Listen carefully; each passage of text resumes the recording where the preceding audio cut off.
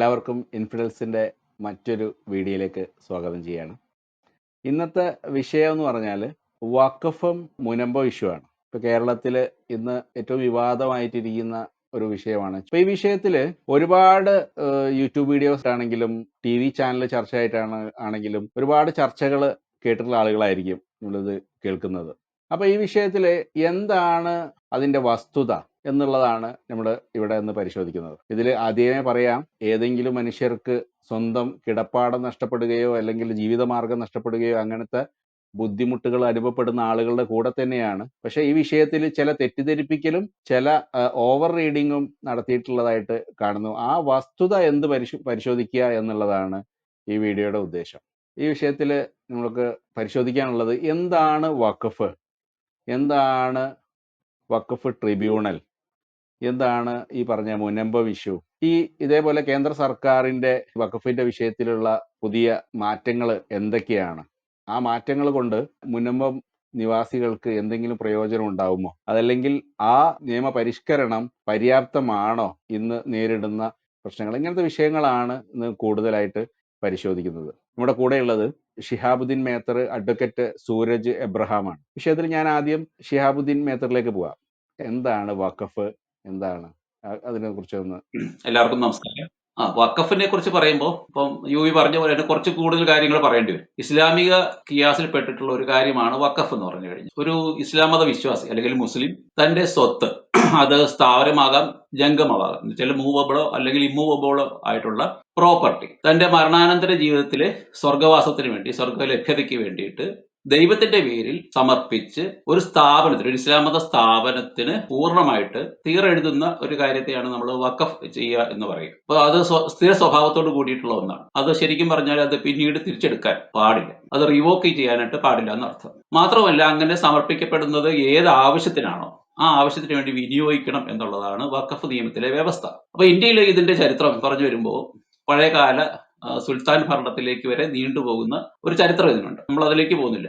നമുക്ക് അറിയാവുന്നിടത്തോളം 1913 ആദ്യമായിട്ട് വഖഫിന്റെ കാര്യത്തിൽ ബ്രിട്ടീഷ് ഗവൺമെന്റ് ഒരു റെഗുലേഷൻ കൊണ്ടുവരുന്നുണ്ട്. ആ റെഗുലേഷൻ കൊണ്ട് ഉദ്ദേശിക്കുന്നത് വഖഫ് ഡീഡുകൾ, വഖഫ് പ്രമാണങ്ങൾ അംഗീകരിക്കുക, ലെജിറ്റിമൈസ് ചെയ്യുക അല്ലെങ്കിൽ നിയമവൽക്കരിക്കുക എന്ന് പറയുന്ന ഒരു കാര്യമാണ്. പിന്നീട് 1923 മറ്റൊരു ഭേദഗതി അല്ലെങ്കിൽ നിയമം വരുന്നുണ്ട്.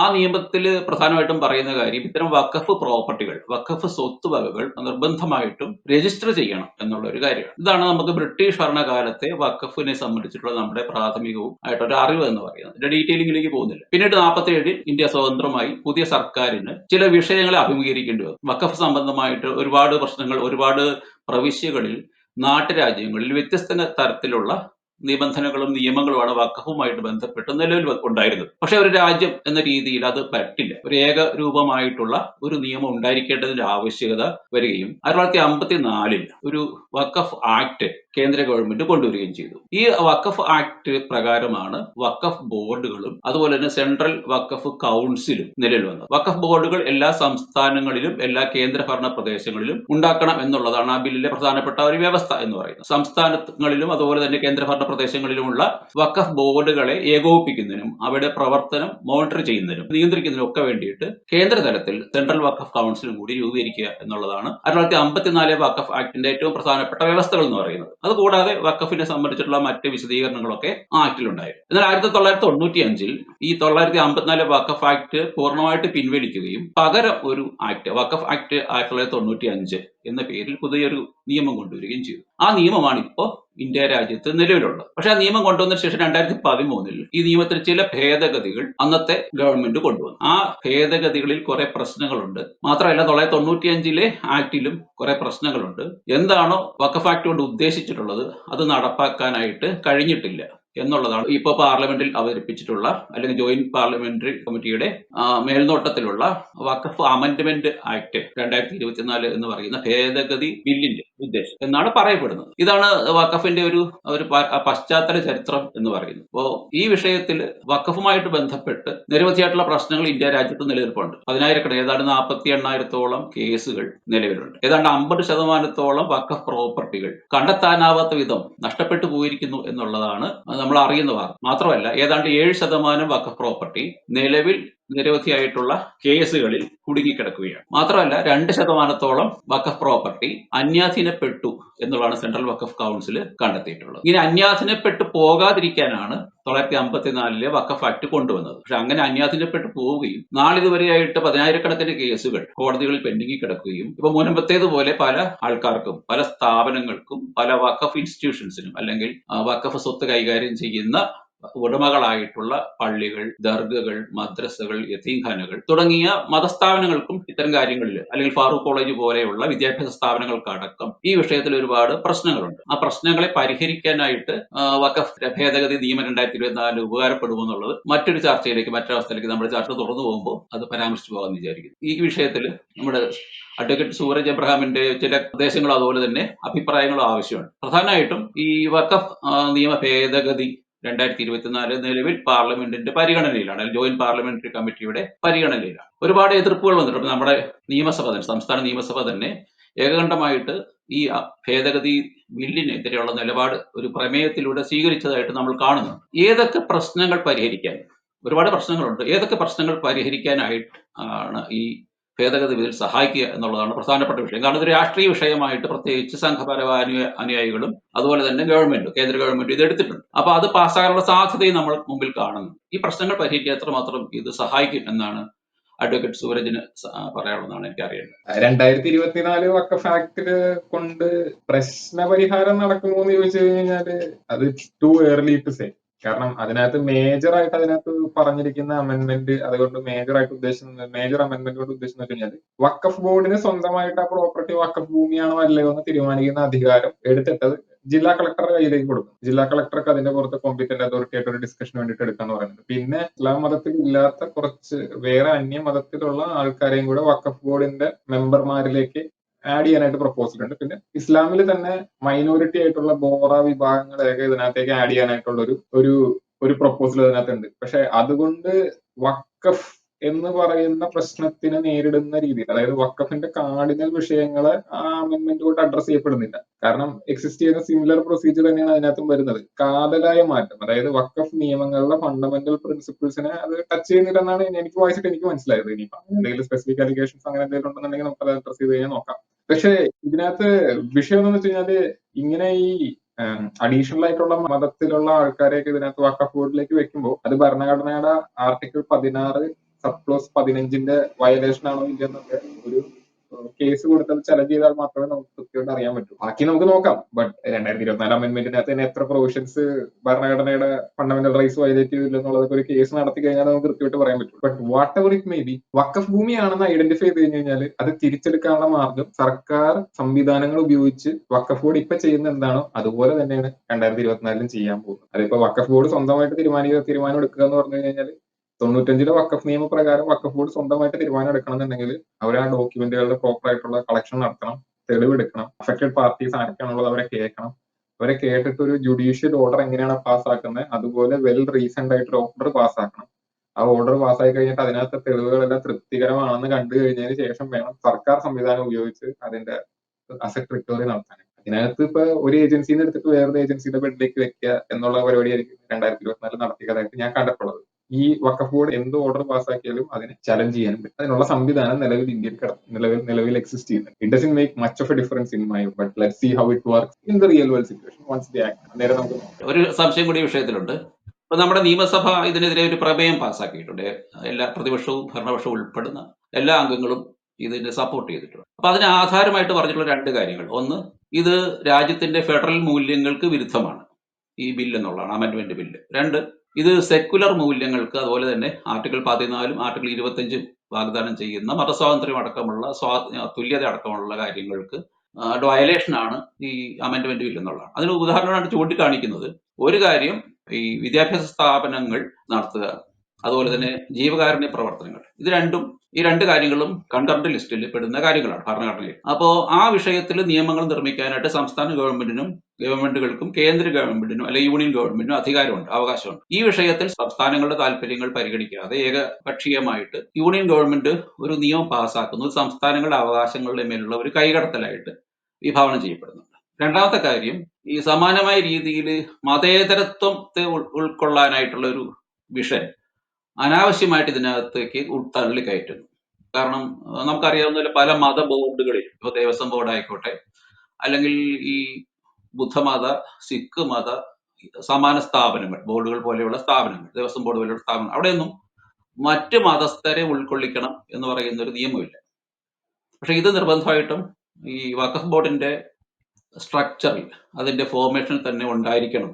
ചുരുങ്ങിയത് 2 അംഗങ്ങളെങ്കിലും മുസ്ലിങ്ങളല്ലാത്തവരായിരിക്കണം എന്ന് പറയുന്ന ഒരു പ്രശ്നമുണ്ട് എന്നുള്ളതാണ് ചൂണ്ടിക്കാണിക്കപ്പെടുക. ഇതിനെങ്ങനെയാണ് കാണുക? ഞാൻ അതാണ് ഷേബത്തോട് ഞാൻ നേരത്തെ പറഞ്ഞത്.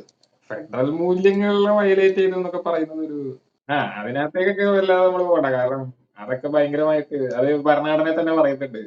കേന്ദ്രത്തിനാണ് അൾട്ടിമേറ്റ് അതോറിറ്റി എന്ന് പറയാതെ പറയുന്നുണ്ട്. അത് വിട്, അതല്ല ഇതിനകത്ത് ആ കാർഡിനൽ സാധനം ആ മതത്തിനെ പ്രാക്ടീസ് ചെയ്യാനുള്ള ഇതിനെ വയലേറ്റ് ചെയ്യുന്നുണ്ട്. പിന്നെ ഞാൻ നേരത്തെ പറഞ്ഞ ആർട്ടിക്കിൾ 16 സബ് ക്ലോസ് 5, അതായത് nothing in this article shall effect the operation of any law which provides that the incumbent of an office in connection with the affairs of any religious or denominational institution or any member of the governing body thereof shall be a person professing a particular religion or belonging to a particular denomination. അതായത് എല്ലാവരും തുല്യരാണെന്ന് പറയുമ്പോൾ തന്നെ മതസ്ഥാപനങ്ങൾക്ക് ഒരു specific മതസ്ഥാപനത്തിന്റെ administrative പർപ്പസിനോ അല്ലെങ്കിൽ അതിന്റെ office management പർപ്പസിനോ അതത് മതത്തിൽ നിന്നുള്ള ആൾക്കാർ തന്നെ വേണമെന്ന് ഡിറ്റർമിൻ ചെയ്യുന്നത് കൊണ്ട് ഇന്ത്യയുടെ സെക്യുലറിസം താഴെ പോവില്ല എന്നാണ് ഭരണഘടന പറയുന്നത്. അതെങ്ങനെ പറയുന്നത് അറിയാലോ, അതിന്റെ റാഷണൽ ലോജിക് ഒക്കെ നിങ്ങൾക്ക് തന്നെ കൃത്യമായിട്ട് അറിയാവുന്നതാണ്. നിങ്ങളിപ്പോ നമ്മുടെ മറ്റേ ശ്രീ പത്മനാഭസ്വാമി ക്ഷേത്രത്തിന്റെ വിധിയെ കുറിച്ച് വന്നപ്പോൾ സുപ്രീം കോടതി അതിന്റെ അഡ്മിനിസ്ട്രേറ്റർ ആയിട്ട് വെച്ചിരിക്കുന്നത് തിരുവനന്തപുരത്ത് പ്രിൻസിപ്പൽ ജില്ലാ ജഡ്ജിനെ. ഈ പ്രിൻസിപ്പൽ ജില്ലാ ജഡ്ജി ഹിന്ദു അല്ല, വേറെ മതത്തിലാണ് നിൽക്കുന്നതെന്നുണ്ടെങ്കിൽ ആ ക്ഷേത്രത്തിൽ കയറി അതിന്റെ കാര്യങ്ങളും ബാക്കി സംഗതികളും വെരിഫൈ ആണെങ്കിൽ ചെയ്യേണ്ടത് ഒരു സീനിയർ മോസ്റ്റ് ഹിന്ദു ആയിട്ടുള്ള ജില്ലാ ജഡ്ജി ആയിരിക്കണം എന്ന് നിഷ്കർഷിക്കുന്നുണ്ട്. കാരണം അന്യമതത്തിലുള്ള ഒരാൾ അമ്പലത്തിൽ കയറി കഴിഞ്ഞാൽ റിലീജിയസ് സെന്റിമെന്റ്. ഇതൊക്കെ കോമൺ റാഷണലാണ്. ഇതൊക്കെ പൊക്കി പിടിച്ചിട്ട് ഞങ്ങൾ ഇപ്പം വഖഫ് ബോർഡിനെ സെക്യുലർ ആക്കുന്നു, അതുകൊണ്ട് വരുന്നതൊക്കെ ചുമ്മാ ഒരു ഫാസിസ്റ്റ് ഡയലോഗ്. അതായത് ഇതിങ്ങനെ നശിച്ചു കാണണം, അങ്ങനെ ഇപ്പൊ മുസ്ലിങ്ങൾക്ക് ഒരു പ്രത്യേക പ്രിവിലേജ് വേണ്ട എന്നുള്ള ഒരു ആത്മരതി കൊള്ളുന്ന ആൾക്കാരാണ് അങ്ങനെ അതിനെ കാണും, അങ്ങനെ പറയുന്നവരൊക്കെ. ഇത് പ്രോപ്പർ, അതായത് വഖഫ് ബോർഡിൽ മുസ്ലിങ്ങൾ മതി, മുസ്ലിങ്ങളായിട്ട് ഇരുന്ന് കാര്യങ്ങൾ ചെയ്യുക എന്ന് പറയുന്നത് അതൊരു ഭരണഘടനാനുസൃതമായിട്ടുള്ള നിയമാനുസൃതമായിട്ടുള്ള സംഗതി തന്നെയാണ്. നമ്മൾ ഈ വഖഫ് ബോർഡ്, വഖഫ് ട്രിബ്യൂണൽ ഇങ്ങനെയുള്ള പ്രസ്ഥാനങ്ങളുടെയൊക്കെ നടത്തിപ്പിൽ നമ്മൾ പ്രശ്നം കാണേണ്ടത് ഇവരുടെ മതം നോക്കിയിട്ടല്ല. ഇവർ പാസ്സാക്കുന്ന ഓർഡറുകൾ ആർബിട്രറി ആണോ, നിയമപരമായിട്ടാണ് ഇവർ ഓർഡറുകൾ പാസ്സാക്കുന്നത്, ഇവർ ഓർഡർ പാസ്സാക്കുന്ന രീതിക്ക് വേണ്ടിയിട്ട് തെളിവ് കളക്ട് ചെയ്ത രീതി ശരിയാണോ, പ്രോപ്പർ ആയിട്ട് മറ്റ് ഇരുഭാഗങ്ങളെ കേട്ടിട്ടാണ് ഓർഡർ പാസ്സാക്കുന്നത്. അതായത് ഫോർ എക്സാമ്പിൾ ഇപ്പൊ വഖഫ് ബോർഡിന്റെ ഓർഡറിൽ എഴുതി വെച്ചിരിക്കുകയാണ് വസ്തു കണ്ടു ഇഷ്ടപ്പെടുന്നു ഞാൻ എടുക്കും, അങ്ങനെ എഴുതുവാണെങ്കിൽ okay fine, Waqf board is acting against law. അങ്ങനെയുള്ള കാര്യങ്ങളൊക്കെ വെച്ചിട്ടാണ് വഖഫ് ബോർഡിനെ, വഖഫ് ട്രിബ്യൂണലിനോ അല്ലെങ്കിൽ ഇന്ത്യയിലെ ഏതൊരു ജുഡീഷ്യസ് അല്ലെങ്കിൽ ക്വാസി ജുഡീഷ്യസ് സ്ഥാപനമായാലും ശരി എതിർക്കപ്പെടേണ്ടത്, അല്ലാതെ അവരുടെ മതം നോക്കിയിട്ടാവരുത്. അത് ശരിയാണ്. സെക്ഷൻ 14 കുറിച്ച് അങ്ങനെ ഒരു ആരോപണം ഇല്ലേ? ആരോപണമല്ല, അത് കൂടുതൽ അത് കഥമെനയലാണ്. സെക്ഷൻ 40 മാത്രം എടുത്ത് വായിച്ചു നോക്കിയിട്ട് ഭയങ്കര പ്രശ്നമാണല്ലോ. അതായത് നിയമത്തിന്റെ ഇന്റർപ്രിട്ടേഷൻ ഓഫ് സ്റ്റാറ്റ്യൂട്ടോ അല്ലെന്നുണ്ടെങ്കിൽ നിയമം എങ്ങനെയാണ് വർക്ക് ചെയ്യുന്നത് എന്നുള്ളതിനെ കുറിച്ച് ഒരു ഫണ്ടമെന്റൽ അണ്ടർസ്റ്റാൻഡിംഗ് ഇല്ലാത്തവർ ഇതിന്റെ എടുത്ത് വായിച്ചു കഴിഞ്ഞാൽ ഇങ്ങനെ ഒരു വിഷയം വരും. ഇതൊക്കെ ഹൈപ്പർ ടെക്നിക്കൽ സംഗതികളാണ്. അത് പ്രാക്ടീസിലും പിന്നെ നമ്മൾ LLB പഠിക്കുമ്പോഴും നമ്മൾ പഠിച്ചു പോകുന്ന സംഗതികളാണ്. ഇത്ര മഹാസംഭവമൊന്നുമില്ല. ഞാനത് വായിച്ചിട്ട് ഞാൻ എക്സ്പ്ലെയിൻ ചെയ്യും. സെക്ഷൻ 40 അതിന്റെ ഷോർട്ട് ടൈറ്റിൽ പറയുന്നത് section 40 of Waqf act 1995. Decision if A property is Waqf property. Subsection 1, the board may itself collect information regarding any property which it has reason to believe to be waqf property, and if any question arises whether a particular property is waqf property or not, or whether a waqf is a Sunni waqf or a Shia waqf, it may, after making such inquiry as it may deem fit, decide the question. Waqf act 1995 പ്രകാരം ഒരു quasi judicial അധികാരം വഖഫ് ബോർഡിന് അനുവദിച്ചു കൊടുക്കുകയാണ്. Quasi judicial എന്ന് പറഞ്ഞു കഴിഞ്ഞാൽ ജുഡീഷ്യറിയുടെ അതേ അധികാരം, എന്നാൽ അത് ജുഡീഷ്യറിയുടെ സിമിലർ അധികാരങ്ങളാണെന്ന, അതൊരു ജുഡീഷ്യൽ ബോഡി അല്ല, പക്ഷെ ഒരു സിമിലർ അധികാരം കൊടുക്കുക. ഓക്കെ, ഇതുകൊണ്ട് ഉദ്ദേശം എന്ന് വെച്ച് കഴിഞ്ഞാൽ ഒരു ഭൂമി വഖഫ് ഭൂമിയാണോ അല്ലയോ എന്ന് തീരുമാനിക്കേണ്ടത് വഖഫ്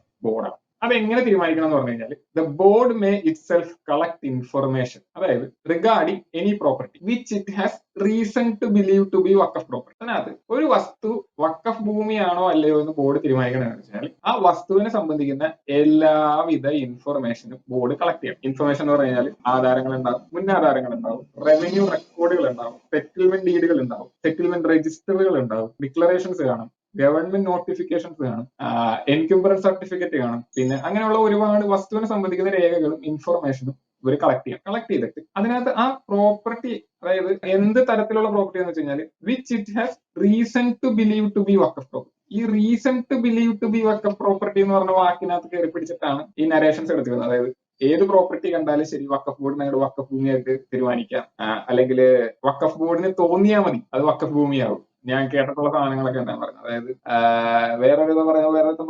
വേറൊരു വസ്തു കണ്ടു കഴിഞ്ഞ് ഞാനങ്ങ് വക്കഫ് ചെയ്യണം നിങ്ങൾ തീരുമാനിച്ചു കഴിഞ്ഞാൽ അത് വക്കഫ് ഭൂമിയായി, പിന്നെ വക്കഫ് ബോർഡിന് അവിടെ കയറി എന്ത് തോന്നിയ സമയം. ഇങ്ങനെയൊക്കെയാണ് നരേഷൻസ് പോകുന്നത്. ഈ reason to believe, reasonable prudent man, equity, justice, good conscious, ഇങ്ങനെയുള്ള വാക്കുകൾ എന്ന് പറഞ്ഞു കഴിഞ്ഞാൽ നമുക്ക് കൃത്യമായി ഡിഫൈൻ ചെയ്യാൻ പറ്റാത്ത എന്നാൽ ആവശ്യമായ വാക്ക് ലീഗൽ ടെർമിനോളജിയിൽ യൂസ് ചെയ്യുന്ന വാക്കുകളാണ്. റീസൺ ടു ബിലീവ് എന്ന് പറഞ്ഞ ഉദ്ദേശം എന്ന് കഴിഞ്ഞാൽ വ്യക്തമായ കാരണങ്ങളാൽ എനിക്കത് ഉത്തമ ബോധ്യത്തോടു കൂടി ഉള്ള വിശ്വാസമുള്ള സംഗതിയാണ് എന്ന് ഞാൻ വിശ്വസിക്കുന്നു. ഈ സെക്ഷൻ 40 തന്നെ രണ്ട് പ്രധാനപ്പെട്ട കാര്യങ്ങളില്ലേ. ഒന്ന്, ആവശ്യമായിട്ടുള്ള ഇൻഫർമേഷൻ കളക്ട് ചെയ്യുക. ഒരു വക്കഫ് പ്രോപ്പർട്ടി റീസൺ ടു ബിലീവ് ചെയ്യുന്നതിന് മുമ്പ്, അല്ല റീസൺ ടു ബിലീവ് ഫൈൻഡ് ചെയ്യുന്നതിന് മുമ്പായിട്ട് തന്നെ ഒന്ന് ഇൻഫർമേഷൻ കളക്ട് ചെയ്യുക. രണ്ട്, സഫീഷ്യന്റ് ആയിട്ടുള്ള എൻക്വയറി ഈ വിഷയത്തിൽ നടത്തുക. ഈ രണ്ട് കാര്യങ്ങൾ ഉണ്ടെങ്കിലല്ലേ, ഈ രണ്ട് പ്രീ കണ്ടീഷൻസിന്റെ അടിസ്ഥാനത്തിൽ മാത്രമല്ലേ വക്കഫ് ബോർഡിന് ഒരു പ്രോപ്പർട്ടി വക്കഫ് പ്രോപ്പർട്ടി ആണെന്ന് ഡിക്ലെയർ ചെയ്യാനായിട്ട്, ഡിസിഷനിലേക്ക് എത്തിച്ചേരാനായിട്ട് പറ്റും. അതാണ് സംശയം. എക്സാക്ട്ലി. അതായത് അഫക്റ്റഡ് പാർട്ടിക്ക് നോട്ടീസ് കൊടുത്തിരിക്കണം, അഫക്റ്റഡ് പാർട്ടിക്ക് റെപ്രസെന്റ് ചെയ്യാനായിട്ടുള്ള എല്ലാ അവകാശങ്ങളും അവിടെ കൊടുത്തിരിക്കണം, അതായത് അവിടെ വന്ന് അവരുടെ തർക്കം ബോധിപ്പിക്കാനായിട്ടുള്ള എല്ലാ അവകാശങ്ങളും അവിടെ കൊടുത്തിരിക്കണം. അഫക്റ്റഡ് പാർട്ടിയുടെ പത്രിക, അതായത് എന്താണോ വക്കഫിന്റെ ക്ലെയിം അതിന് എഗൻസ്റ്റ് ആയിട്ട് ഇവരുടെ അഫക്റ്റഡ് പാർട്ടിയുടെ അവകാശങ്ങൾ എന്താണെന്നുള്ളത് ഡിറ്റർമിൻ ചെയ്തുകൊണ്ടുള്ള ഡോക്യുമെന്റ്സ് അവിടെ ഹാജരാക്കാനായിട്ട് സമ്മതിക്കണം. ഇത്രയും കാര്യങ്ങൾ പ്രോപ്പറായിട്ട് കേട്ടിട്ട് നിയമപരമായിട്ട് നിയമത്തിന്റെ കണ്ടീഷൻസ് പാലിച്ചുകൊണ്ടുള്ള ഒരു ഉത്തരവിന്റെ പുറത്ത് മാത്രമേ വക്കഫിന് വക്കഫ് ഭൂമിയായിട്ട് ഡിക്ലെയർ ചെയ്യാൻ പറ്റൂ. ഇതിന്റെ ഉദ്ദേശം എന്ന് പറഞ്ഞു കഴിഞ്ഞാൽ ഇത്രേ ഉള്ളൂ ഉദ്ദേശം. അതായത് ഇന്ത്യയിൽ എവിടെയൊക്കെ വക്കഫ് ഭൂമികൾ കിടപ്പുണ്ട് എന്ന് സ്വന്തം നിലയ്ക്കും സ്വന്തം ഉത്തരവാദിത്വത്തോടു കൂടി കണ്ടുപിടിക്കുക, രജിസ്റ്റർ ഉണ്ടാക്കുക, ആ രജിസ്റ്റർ പബ്ലിക് നോട്ടീസ് ആയിട്ട് വെക്കുക. അങ്ങനെ ചെയ്യാനായിട്ടുള്ള അധികാരമാണ് കൊടുത്തിരിക്കുന്നത്. അപ്പം ഈ റീസൺ ടു ബിലീവ് എന്ന് പറഞ്ഞ വാക്കിൽ കയറിയാണ് എല്ലാവരും പിടിച്ചേക്കുന്നത്. റീസൺ ടു ബിലീവ് എന്ന് പറഞ്ഞ വാക്കുകൊണ്ട് ഉദ്ദേശിക്കുന്നത് വ്യക്തമായ കാര്യകാരണ സഹിതത്തോടു കൂടിയും ഉത്തമ വിശ്വാസത്തോടു കൂടിയും ആ റീസൺ കറക്റ്റ് ആണെന്ന് ഞാൻ വിശ്വസിക്കുന്നു. കൃത്യമായിട്ട് അത് എക്സ്പ്ലെയിൻ ചെയ്ത്, റാഷണൽ എക്സ്പ്ലെയിൻ ചെയ്ത് എന്തുകൊണ്ടാണ് ഞാനത് വിശ്വസിക്കുന്നത് എന്നുള്ളത് കൃത്യമായിട്ട് പറയണം. അല്ലാത്ത എല്ലാ വക്കഫ് ഓർഡറുകളും ക്വാഷ് ചെയ്ത് കളയാൻ പറ്റും, ചലഞ്ചബിൾ ആണ്. ഇവിടെ ഇന്ത്യൻ നീതിന്യായ വ്യവസ്ഥ നിലവിൽ കൃത്യമായിട്ട് ഇടപെട്ടിട്ടുണ്ട്. ഇതാണ് ഇതിന്റെ ഒരു വശം. രണ്ടാമത്തെ വശം എന്താണെന്ന് വെച്ച് കഴിഞ്ഞാൽ വക്കഫ് ബോർഡ് ഒരു തീരുമാനം എടുത്തു കഴിഞ്ഞു കഴിഞ്ഞാൽ അത് ഫൈനൽ ആണ്. വേറെ ആർക്കും വേറെ എങ്ങും കയറി ചോദിക്കാനും ചെയ്യാനും പറയാനും പറ്റത്തില്ല. ഇന്ത്യയിലെ സുപ്രീം കോടതിയേക്കാളും മുകളിലാണ് വക്കഫ് ബോർഡ് എന്നൊക്കെയാണ് പറയുന്നത്. ഞാനിതൊക്കെ സംഭവം വെച്ച് കഴിഞ്ഞാൽ നമ്മൾ വക്കീലന്മാരുടെ ഇടയിലാണ് ഇതിൽ സംസാരിക്കുക. അപ്പൊ ഇങ്ങനെയുള്ള ഡിസ്കഷൻസ് പോലും വരില്ല. കാരണം നമ്മൾ നിയമം സംസാരിക്കുമ്പോൾ നിയമത്തിനെ കുറിച്ച് ഫണ്ടമെന്റൽ അണ്ടർസ്റ്റാൻഡിംഗ് സംസാരിക്കുമ്പോൾ ഇതൊക്കെ ബേസിക് സംഗതികളാണ്. ഞാനിത് കേട്ടിട്ട് സർപ്രൈസ് ആയി പോയിട്ടുണ്ട്. കാരണം എന്ന് വെച്ചാൽ ഇത് അതിനകത്ത് 40 സബ്സെക്ഷൻ 2 ഞാൻ വായിക്കുക. അതായത് decision of the board on a question under subsection 1 shall unless revoked or modified by the tribunal be final. ഇതുപോലെ തന്നെ ഇതിനകത്ത് പറയുന്നുണ്ട്, സെക്ഷൻ 83 പറയുന്നുണ്ട്, no appeal 83 subsection 9 no appeal shall lie against any decision or order whether interim or otherwise given or made by the tribunal. ഇത് രണ്ടും വെച്ച് വായിച്ചു നോക്കി കഴിഞ്ഞാൽ വഖഫ് ബോർഡ് എടുക്കുന്ന തീരുമാനങ്ങൾ ട്രിബ്യൂണൽ റിവോക്ക് ചെയ്തതിലെ ഫൈനലാണ്. ട്രിബ്യൂണലിന്റെ തീരുമാനങ്ങൾക്കെതിരെ അപ്പീലും പോകാൻ പാടില്ല. എന്റെ പൊന്നളിയ, സാധാരണക്കാരൻ ഇത് വായിക്കുമ്പോൾ സുപ്രീം കോടതിനേക്കാളും കിട്ടില്ല സാധനമുള്ള കൊള്ളാല പ്രസ്ഥാനം എന്നുള്ള ലൈനാണ് വെക്കുന്നത്. ഇത് സർക്കാർ ഇത് ആദ്യമായിട്ടല്ല ട്രിബ്യൂണലുകൾ ഉണ്ടാക്കും. ഈ സിമിലർ സാധനങ്ങൾ തന്നെ എല്ലാ ട്രിബ്യൂണലുകളുടെയും നിയമത്തിൽ, എല്ലാ ട്രിബ്യൂണലുകളും എസ്റ്റാബ്ലിഷ് ചെയ്യുന്ന ആക്ടിൽ ഉണ്ടാവും. പറഞ്ഞു. അവിടെയാണ് എനിക്ക് അടുത്ത എന്റെ ചോദ്യം വരുന്നത്. അതായത് ഈ ട്രിബ്യൂണൽ എന്ന് പറഞ്ഞാൽ വഖഫ് ബോർഡിന്റെ ഭാഗമല്ലേ, അല്ലാണ്ട് അത് കോടതിയുടെ ഭാഗമാണോ വഖഫ് ബോർഡിന്റെ ഭാഗമാണോ? അത് മുല്ലാക്കന്മാരുടെ പരിപാടിയല്ലേ? അങ്ങനെ ഒരു രീതിയിലുള്ള ഒരു രാജാവിനെ പോലെ അത് ആ ഒരു സംശയത്തിൽ നിന്നാണ് ഇങ്ങനത്തെ സംഭവം വരുന്നത്. എന്താണ് വഖഫ് ട്രിബ്യൂണൽ എന്നുള്ളതിലൊരു ചോദ്യമുണ്ട്. അതായത് മറ്റേ അംശവടി വെച്ചിട്ട് അങ്ങോട്ട് നിലത്തടിച്ചിട്ട് തീരുമാനിക്കുന്ന പരിപാടിയാണ്. അതെ. അതായത് വഖഫ് ബോർഡ് അല്ലെങ്കിൽ വഖഫ് ട്രിബ്യൂണലുകൾ എന്നൊക്കെ പറഞ്ഞു കഴിഞ്ഞു കഴിഞ്ഞാല് പള്ളി കമ്മിറ്റിയോ മഹൽ കമ്മിറ്റിയോ അങ്ങനെയുള്ള പരിപാടികളല്ല. കാര്യം മതപരമായ അഡ്മിനിസ്ട്രേഷനാണ് നടത്തുന്നത്. പക്ഷെ നിയമത്തിന്റേതായ എല്ലാ സാധ്യതകളും കൃത്യമായി പരിശോധിച്ചതിന് ശേഷം മാത്രമേ അവർക്ക് ഉത്തരവ് പാസ്സാക്കാൻ പറ്റുള്ളൂ. ഇസ്ലാമിക ശരീഅത്ത് നിയമപ്രകാരമല്ല ഒരു ഉത്തരവ് പാസ്സാക്കുന്നത്, ഇന്ത്യൻ നിയമപ്രകാരമാണ് ഉത്തരവ് പാസ്സാക്കുന്നത്. അവിടെ ട്രാൻസ്ഫർ ഓഫ് പ്രോപ്പർട്ടി ആക്ട്, ബാക്കിയുള്ള ജുഡീഷ്യൽ പ്രീസിഡൻസുകൾ, നിയമങ്ങളെല്ലാം ഇവർക്ക് അനുശാസിക്കാനായിട്ടും ഫോളോ ചെയ്യാനായിട്ടും ബാധകമാണ്.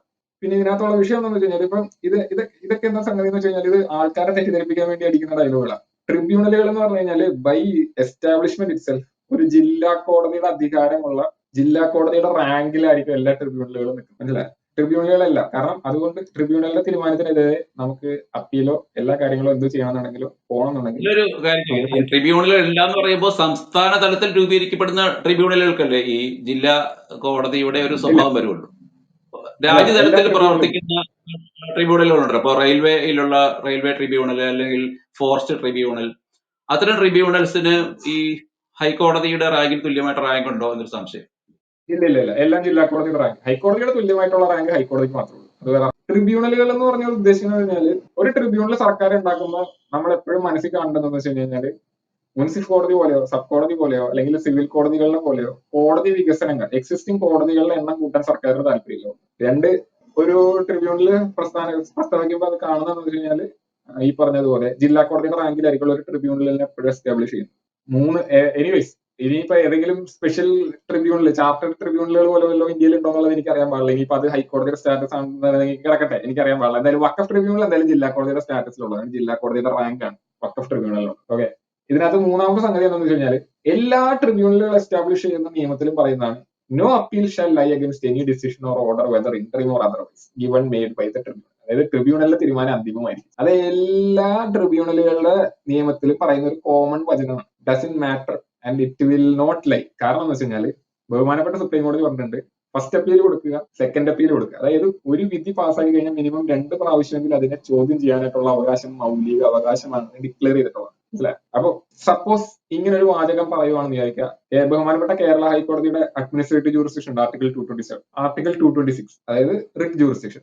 ഈ 2 നിയമപ്രകാരം ഒരു റിട്ട് ഇതിനെ ചലഞ്ച് ചെയ്തുകൊണ്ട് ബഹുമാനപ്പെട്ട കേരള ഹൈക്കോടതിയിൽ ഫയൽ ചെയ്യാം. ഇതില്ലാന്നുണ്ടെങ്കിൽ അത് അവിടെ നമ്മൾ തോറ്റുപോയി കഴിഞ്ഞാൽ നമുക്ക് റിട്ട് അപ്പീൽ ഫയൽ ചെയ്യാം. അത് കഴിഞ്ഞിട്ട് സുപ്രീം കോടതിയും കിടക്കും. ഇത്രയും സംവിധാനം ഇന്ത്യയുടെ നിയമത്തിൽ കിടപ്പുണ്ട്. പിന്നെ അതുപോലെ തന്നെ സെക്ഷൻ 83 പറയുന്നുണ്ട്, ആ section 9 subsection 9 proviso provided that a high court may on its own motion or on the application of the board or any person aggrieved call for and examine the records relating to any dispute, question or other matter which has been determined by the tribunal for the purpose of satisfying itself as to the correctness, legality or propriety of such determination, and it may confirm, reverse or modify such determination or pass such other order as it may be. അതായത് ട്രിബ്യൂണലിന്റെ തീരുമാനങ്ങൾ ഹൈക്കോടതിക്ക് സ്വന്തം നിലയ്ക്കോ വേറെ ആരെങ്കിലും അതിനകത്ത് apply ചെയ്യുന്നതിന് മുറയ്ക്കോ മാറ്റി എഴുതാനോ എടുത്തു കളയാനോ അല്ലെങ്കിൽ എൻറ്റയർലി പുതിയ ഓർഡർ പാസ്സാക്കാനുള്ള അധികാരം കൺഫർ ചെയ്തു. മനസ്സിലായി? അപ്പോ വഖഫ് ബോർഡ് ഒരു പള്ളി കമ്മിറ്റിയാണ്. വഖഫ് ട്രിബ്യൂണൽ മുസ്ലിങ്ങൾക്ക് വേണ്ടി വിധിക്കാൻ വേണ്ടി മാത്രം ഇരിക്കുന്നതാണ്. ഇതൊക്കെ ഒരു എന്താ പറയാ, ഒരു സംഘപരിവാർ പ്രൊപ്പഗാൻഡയാണ്. അത് അങ്ങനെ തന്നെ എടുത്തു പറയാം. കള്ളപ്രചാരണങ്ങളും ദുഷ്പ്രചാരണങ്ങളുടെ ബഹളമാണ് ഈ വഖഫ് നിയമങ്ങളെ കുറിച്ച് മാത്രം സംഭവിച്ചിട്ടുള്ളത്. നമുക്കിപ്പം നമ്മൾ മതവിമർശനം കാണും, ഓക്കെ ഫൈൻ. എത്തിസ്റ്റുകളായിട്ടുള്ള ആൾക്കാർ കാണും, ഓക്കെ ഫൈൻ. ഞാൻ പല യുക്തിവാദി സർക്കിളിൽ നിന്നുള്ള വീഡിയോകൾ പോലും ഞാൻ കേട്ടിട്ട് ഞാൻ സർപ്രൈസ്ഡ് ആയി പോയിട്ടുണ്ട്.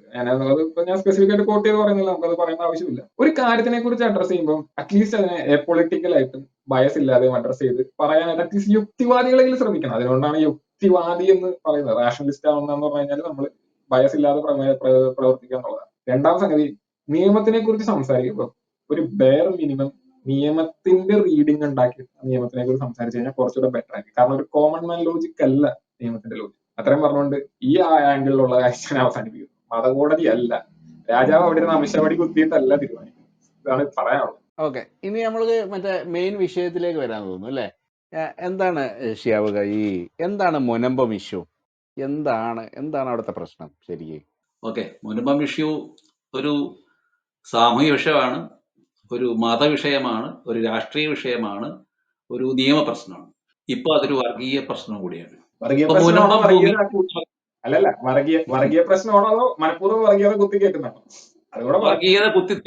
വർഗീയത കുത്തിയിളക്കുന്ന ഒരു പ്രശ്നം കൂടിയാണ്. അപ്പോൾ മുനമ്പം എല്ലാവർക്കും അറിയാവുന്നതുപോലെ എറണാകുളം ജില്ലയിലെ വൈപ്പിൻ ദ്വീപിന്റെ വടക്ക് ഭാഗത്ത് സ്ഥിതി ചെയ്യുന്ന ഒരു പ്രദേശമാണ്, തീരപ്രദേശമാണ്. ഈ പ്രദേശത്ത് മുനമ്പം എന്ന് നമ്മൾ പറയുന്ന ഇഷ്യൂ ഉള്ള ഭൂമി 1902 അന്നത്തെ തിരുവിതാംകൂർ മഹാരാജാവ് എന്ന് പറയുമ്പോൾ അന്ന് വിളിക്കപ്പെടുന്ന ഭാഷയാണ്. തിരുവിതാംകൂർ ഭരണാധികാരിയായിട്ടുള്ള രാജാവ്, ആ രാജാവ് 404 ഏക്കർ 76 സെന്റ് സ്ഥലം ഒരു ഗുജറാത്ത് ബിസിനസ്സുകാരനും കൃഷി പണികളൊക്കെ ചെയ്യുന്നതായിട്ടുള്ള ഒരു കച്ചി മേമൻ വിഭാഗത്തിൽപ്പെട്ട കച്ച് പ്രദേശത്തുള്ള മേമൻ എന്ന് പറയുന്ന ജാതിയിൽപ്പെടുന്ന ഒരു മുസ്ലിം ആയിട്ടുള്ള അബ്ദുൽ സത്താർ സേട്ടു എന്ന വ്യക്തിക്ക് നൽകുകയാണ്. ഇത് നൽകിയിട്ടുള്ളത് പാട്ട കരാർ എഴുതി അല്ലെങ്കിൽ ലീസായിട്ട് കൊടുത്തു എന്നൊക്കെയാണ് പറഞ്ഞു വരുന്നത്. പക്ഷെ നമ്മുടെ കയ്യിൽ അതിനുള്ള തെളിവില്ല. ഇത് തീറാധാരം നൽകിയതാണോ, വിലയാധാരമാണോ, അതോ പാട്ടത്തിന് കൊടുത്താണോ ഒന്നും നമ്മുടെ കയ്യിൽ രേഖയില്ല. പക്ഷെ പൊതുവെ പറഞ്ഞു കേൾക്കുന്ന കാര്യം ഇത് പാട്ടക്കരാർ വഴി നൽകി എന്നുള്ളതാണ്. എന്തിനു നൽകി? കൃഷി നൽകാനായിട്ട് നൽകി. അപ്പൊ അന്നത്തെ കാലത്ത് വലിയ തോതിലുള്ള ഭക്ഷ്യക്ഷാമം കേരളത്തിൽ അനുഭവപ്പെടുന്നുണ്ട്. നിരവധി ജന്മിമാർക്ക്, അന്നത്തെ പ്രമാണിമാർക്ക്, അന്നത്തെ രാജാക്കന്മാർ, കൊച്ചി രാജാവായിക്കോട്ടെ തിരുവിതാംകൂർ രാജാവായിക്കോട്ടെ, കൃഷി ആവശ്യത്തിന് വേണ്ടിയിട്ട്, കൃഷി പ്രോത്സാഹിപ്പിക്കാൻ, ഈ ദാരിദ്ര്യം മാറ്റാനൊക്കെ വേണ്ടിയിട്ട് അനുവദിച്ചു കൊടുത്തിരുന്നു. അങ്ങനെ ഈ ഇദ്ദേഹത്തിന്റെ കയ്യിൽ ഇത്രയും ഭൂമി 404 ഏക്കർ 76 സെന്റ് സ്ഥലം വന്നു ചേർന്നു. അതോടൊപ്പം ഒരു 60 ഏക്കർ ജലഭൂമിയും കൂടെ അല്ലെങ്കിൽ വെള്ളക്കെട്ടും കൂടെ കൊടുത്തിരുന്നു എന്ന് പറയപ്പെടുന്നുണ്ട്. നമ്മൾ ഇതിന്റെ രേഖ കണ്ടിട്ടില്ലാത്തതുകൊണ്ട് കൃത്യം പറയാൻ കഴിയില്ല. പിന്നീട് 1948 ഇത് തീറാധാരമായിട്ട് രജിസ്റ്റർ ചെയ്യപ്പെടുന്നുണ്ട് എടപ്പള്ളി സബ് രജിസ്ട്രാർ ഓഫീസിൽ വെച്ചിട്ട്. 1948 ഇദ്ദേഹത്തിന്റെ മരുമകൻ, അതായത് മകളുടെ ഭർത്താവായിട്ടുള്ള സിദ്ദീഖ് സേട്ട്, അദ്ദേഹത്തിന്റെ അച്ഛനും കൂടി ചേർന്നിട്ടാണ് ഇത് തീറാധാരമാക്കി മാറ്റുന്നതെന്നാണ് കേൾവി. ഇതിന്റെ രേഖ നമ്മുടെ ഇല്ല. പക്ഷെ അങ്ങനെ ഒരു പ്രമാണം അവിടെ ഉണ്ട്, വർഷം വ്യക്തമില്ലാത്ത ഒരു രേഖ നമ്മുടെ ഉണ്ട്. പിന്നീട് 1950 നവംബർ 1-ാം തീയതി, അതായത് ഇന്ത്യ സ്വതന്ത്രമായി ശേഷം ആണ് ഈ രണ്ട് കാര്യങ്ങളും: ഒന്ന് തീറാധാരമാക്കുന്നതും, രണ്ട് ഇത് വഖഫ് ഭൂമിയാക്കുന്നത്. വഖഫ് ഭൂമിയാക്കുന്നതിന്റെ ചരിത്രം പറഞ്ഞു പോകാം. ഇദ്ദേഹത്തിന്റെ ജാമാതാവ് സത്താർ സേട്ട് ജാമാതാവ് സിദ്ദീഖ് സേട്ട് തന്റെ മരണാനന്തരം തന്റെ ആത്മശാന്തിക്ക് വേണ്ടിയിട്ട് അല്ലെങ്കിൽ സ്വർഗ ലഭ്യതയ്ക്ക് വേണ്ടിയിട്ട് ഫാറൂഖ് കോളേജ്, കോഴിക്കോട് ഫാറൂഖ് കോളേജ് എന്നറിയപ്പെടുന്ന സ്ഥാപനത്തിന് വഖഫ് ചെയ്യുകയാണ്. ആധാരപ്രകാരം വഖഫായി നൽകുന്നു എന്ന് തന്നെ കൃത്യമായിട്ട് എഴുതി വെച്ചിട്ടുണ്ട്. എന്തിനാണ് നൽകുന്നത്? ഫാറൂഖ് കോളേജിന്റെ വിദ്യാഭ്യാസ പ്രവർത്തനങ്ങൾക്ക് വേണ്ടിയിട്ട് മാത്രം ഉപയോഗിക്കാൻ ആണ് വഖഫ് ചെയ്യുന്നതെന്നാണ് ആ പ്രമാണത്തിൽ, രേഖയിൽ പറഞ്ഞിട്ടുള്ളത്. അതിന്റെ ആധാരം നമ്മുടെ കയ്യിലുണ്ട്. അത് മിക്കവാറും എല്ലാവരും കണ്ടിട്ടുണ്ട്. 1950 നവംബർ 1-ാം തീയതി ഈ സിദ്ദീഖ് സേട്ട് ഫാറൂഖ് കോളേജ് സെക്രട്ടറിക്ക് പേരിൽ എഴുതി നൽകുന്ന ആധാരത്തിൽ പറയുന്ന ചില കാര്യങ്ങളുണ്ട്. ഒന്ന്, അവിടെ ഒരു തീറാധാരത്തിന്റെ കാര്യം പറയുന്നുണ്ട്, അതിന്റെ നമ്പരും പറയുന്നുണ്ട്. അത് നമ്മളിവിടെ ഇപ്പോൾ കാണാൻ പറ്റും, നിങ്ങൾക്ക് സ്ക്രീൻ കാണാൻ പറ്റും. ആ നമ്പറിലുള്ള തീറാധാരവും പട്ടയവും കൈവശാവകാശവും അടക്കം ഉള്ള ഭൂമിയാണ്, പൂർണ്ണമായിട്ടുള്ള ക്രയവിക്രയ അധികാരവും ദേഹണ്ണാധികാരവും കൈവശാവകാശവുമുള്ള ഭൂമിയാണ് വഖഫായിട്ട് ഫാറൂഖ് കോളേജിന് നൽകുന്നതെന്ന് ആണ് 1950 നവംബർ 1-ാം തീയതിയിലെ വഖഫ് ആധാരത്തിൽ രേഖപ്പെടുത്തിയിട്ടുള്ളത്. അപ്പൊ അവിടെ ആ വിഷയത്തിൽ ചെറിയ കൺഫ്യൂഷൻസ് ഉണ്ട്. ഒന്ന്, ഇത് എന്തെങ്കിലും കാരണവശാൽ ഫാറൂഖ് കോളേജിന് വിദ്യാഭ്യാസ പ്രവർത്തനത്തിൽ ഉപയോഗിക്കാനായിട്ട് പരാജയപ്പെട്ടാൽ, അല്ലെങ്കിൽ ഫാറൂഖ് കോളേജ് തന്നെ നിന്നു പോവുകയാണ്, പ്രവർത്തനം നിലച്ചു പോവുകയാണെങ്കിൽ ഇത് തനിക്കോ തന്റെ പിന്തുടർച്ചക്കാർക്കോ തിരികെ കൊടുക്കണം എന്നുള്ള വ്യവസ്ഥ അവിടെ എഴുതി ചേർക്കുന്നു. അതിലൊരു പ്രശ്നമുണ്ട്. രണ്ട്, ഫാറൂഖ് കോളേജ് ഇതിന്റെ മേൽ പൂർണ്ണമായിട്ടുള്ള ക്രയവിക്രയ അവകാശം ഉണ്ടായിരിക്കും എന്നുള്ള കാര്യവും ആധാരത്തിൽ നമുക്ക് കാണാം. കാരണം വഖഫ് ഭൂമിക്ക് ക്രയവിക്രയ അവകാശം ഉണ്ടായിരിക്കുന്നതല്ല. പിന്നെ എന്തുകൊണ്ടാണ് ഈ രണ്ട് കാര്യങ്ങൾ വന്നത് എന്നുള്ളതാണ് അടിസ്ഥാനപരമായ പ്രശ്നം. നമ്മൾ ശ്രദ്ധിക്കേണ്ട ഒരു കാര്യം, ഇത് 1950 ഈ ആധാരം എഴുതുക. 1954 വഖഫ് ആക്ട് പ്രകാരമാണ് ക്രയവിക്രയ അവകാശം, എക്സ്ചേഞ്ച് അല്ലെങ്കിൽ സെയിൽ ഒക്കെ പൂർണ്ണമായിട്ടും തടസ്സപ്പെടുത്തപ്പെടുന്നത് ഒരു കാര്യം.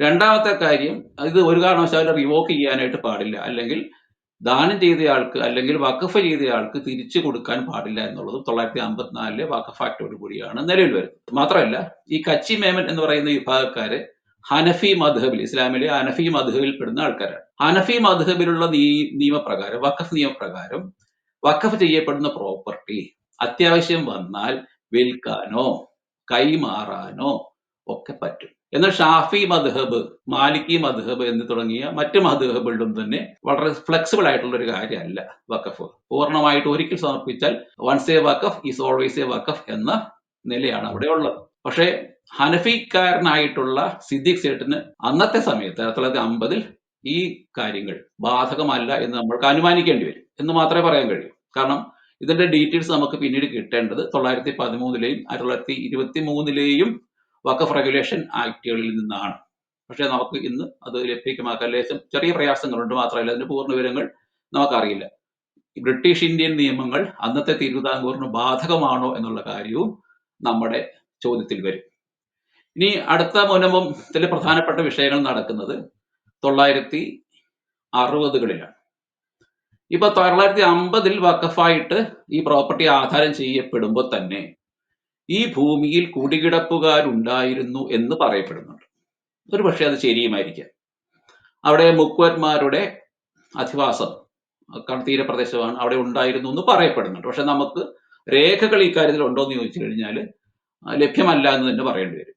പക്ഷെ എന്തായാലും 1967-ൽ ഫാറൂഖ് കോളേജ് പറവൂർ സബ് കോടതിയിൽ, സബ് ജുഡീഷ്യൽ കോടതിയിൽ ഒരു പരാതി കൊടുക്കുന്നുണ്ട്. അത് മുനമ്പം പ്രദേശത്തെ കയ്യേറ്റക്കാരെ ഒഴിപ്പിക്കണം എന്നുള്ള പരാതിയാണ്. ഒന്ന് ശ്രദ്ധിക്കേണ്ട കാര്യം, ഇത് മുനമ്പംകാരല്ല കേസ് കൊടുക്കുക, ഫാറൂഖ് കോളേജാണ് ആദ്യത്തെ നിയമ നടപടി കുടിയേറ്റക്കാർക്കെതിരെ സ്വീകരിക്കുന്നത്. അത് കയ്യേറ്റക്കാരാണ്, അവർ ഒഴിപ്പിക്കണം എന്നുള്ളതാണ് അവരുടെ ക്ലെയിം. ഈ വിഷയത്തിൽ പറവൂർ സബ് കോടതി പരിശോധിക്കുകയും 1971-ൽ ഇത് വഖഫ് പ്രോപ്പർട്ടി ആണ് എന്ന് വിലയിരുത്തുകയും ചെയ്തിട്ടുണ്ട്. അതിൽ 4 ക്ലയൻസിനെ, സീരിയൽ നമ്പർ 1, 4, 14, 21 എന്നെ ഓർമ്മ, അപ്പൊ ഈ 4 ക്ലയൻസിനെ മാത്രം ഒഴിപ്പിക്കുന്ന കാര്യത്തിൽ ഒഴിവാക്കിയിട്ടുണ്ട്. എന്ന് പറഞ്ഞാൽ അവരുടെ കുടികിടപ്പ് അവകാശം അന്ന് കോടതി അംഗീകരിച്ചിട്ടുണ്ട് എന്നർത്ഥം. അല്ലെങ്കിൽ അവരുടെ കുടികിടപ്പുകാരായി അംഗീകരിച്ചിട്ടുള്ളത് കൊണ്ടായിരിക്കണമല്ലോ ഈ 4 ക്ലയൻസിനെ, 4 റെസ്പോണ്ടൻസിനെ മാത്രം, അല്ലെങ്കിൽ 4 കുറ്റവാളികളെന്നോ പ്രതികളെന്നോ അല്ലെങ്കിൽ എതിർ ഈ ഫാറൂഖ് കോളേജ് പ്രതിസ്ഥാനം നിർത്തിയിട്ടുള്ള ആൾക്കാരെ ഒഴിവാക്കി ബാക്കി മുഴുവൻ ഭൂമിയും ഫാറൂഖ് കോളേജിന്റെ വഖഫ് പ്രോപ്പർട്ടി ആണെന്നും അത് തിരിച്ചു പിടിക്കാനും അതിൽ നിന്നുള്ള ആദായം കണ്ടെത്താനും എടുക്കാനും ഒക്കെ ആയിട്ട് ഒരു റിസീവറെ നിയമിച്ചുകൊണ്ടും കൂടിയാണ് പറവൂർ സബ് കോടതി 1971-ൽ വിധി പ്രസ്താവിക്കുന്നത്.